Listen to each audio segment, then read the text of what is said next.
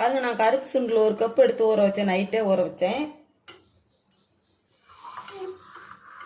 ஜவ்வரிசி ஒரு கப்பு எடுத்து நைட்டே ஊற வச்சுருக்குது. பாருங்கள், ரெண்டுமே நல்லா ஊறிடுச்சுதா. இந்த அளவுக்கு இருக்கணும்.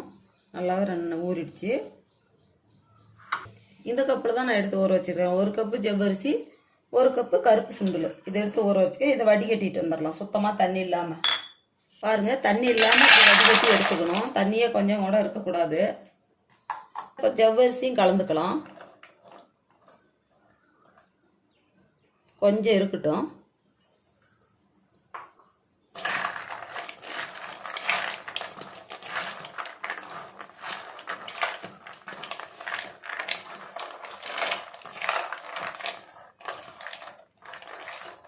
பாருங்க, ரெண்டும் கலந்தாச்சு. இப்போ நம்ம மிக்சி கப்பில் கொட்டி தண்ணி விடாமல் அரைச்சி எடுத்துகிட்டு வந்துடலாம். கொஞ்சம் கூட தண்ணி சேர்க்கக்கூடாது. பாருங்கள், இதுலேயே 3 பச்சை மிளகாய் போட்டுடலாம். இதுலேயே இஞ்சி ஒரு துண்டு, சின்ன துண்டாக இஞ்சி ஒரு துண்டு கட் பண்ணி போட்டிருக்கிறேன். எல்லாம் சேர்த்து அரைச்சி எடுத்துகிட்டு வந்துடலாம் கொரகொரப்பா. பாருங்கள், அரைச்சி எடுத்துகிட்டு வந்தாச்சு. இந்த அளவு கொரகொரப்பாக இருக்கணும். ரொம்ப நெய்ஸாகவும் இருக்கக்கூடாது, ரொம்ப இதாகவும் இருக்கக்கூடாது. இந்த அளவு கொரகொரப்பாக இருக்கணும். இப்போ வேறு பாத்திரத்துக்கு இதை மாற்றிக்கலாம். இப்போ மாற்றியாச்சு. இப்போ பொடியாக நறுக்குன்னா கருவேப்பிலை கொஞ்சம் போட்டுக்கலாம். பெரிய வெங்காயத்திலே பாதி வெங்காயம் எடுத்து வச்சுருக்கிறேன். இதையும் இதில் சேர்த்துக்கலாம். அதிகமாக தேவையில்லை, சும்மா கொஞ்சமாக போட்டால் போதும்.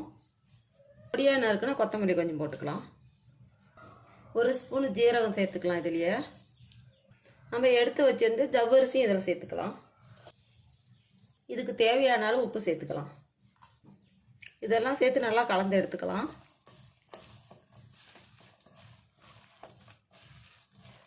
இந்த சுண்டெல்லாம் சேர்த்து சாப்பிடும்போது உடம்புக்கு ரொம்ப ஆரோக்கியமானது. சாப்பிடாத குழந்தைங்க, சாப்பிடாத பெரியவங்க கூட இருக்கிறாங்க, சுண்டுலே பிடிக்காது.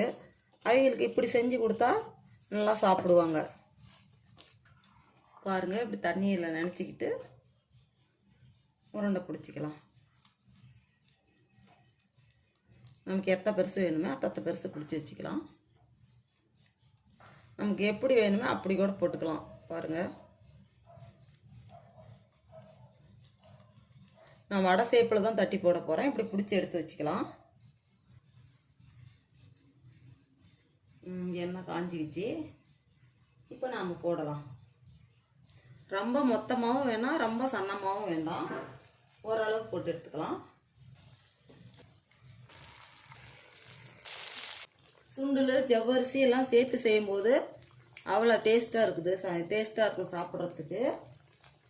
நம்ம அப்படியே திருப்பி விட்டுக்கலாம். போட்ட உடனே திருப்பக்கூடாது, ஒரு 2 நிமிஷம் விட்டு திருப்பலாம். ஒரே மாதிரி நம்ம செஞ்சு கொடுக்கறதுனால இப்படி வித்தியாசமாக செஞ்சு கொடுத்தா எல்லாருமே நல்லா விரும்பி சாப்பிடுவாங்க. பாருங்கள், வெந்துருச்சு. இப்போ எடுத்துடலாம். பாருங்கள், போட்டு எடுத்தாச்சு. எப்படி இருக்குதுன்னு, எப்படி மொறு மொறுன்னு வந்துருச்சு பாருங்கள். எண்ணெயெல்லாம் கொஞ்சம் கூட குடிக்காது. மேலே மொறு மொறுன்னு இருக்கும், உள்ளே நல்லா சாஃப்டாக கிடைக்கும். பாருங்கள் எப்படி இருக்குதுன்னு. பாருங்கள் எவ்வளோ சாஃப்டாக இருக்குதுன்னு. சாப்பிட்றதுக்கு அவ்வளோ டேஸ்ட்டாக இருக்கும். இது போல் நீங்கள் ஒரு முறை செஞ்சு பாருங்கள்.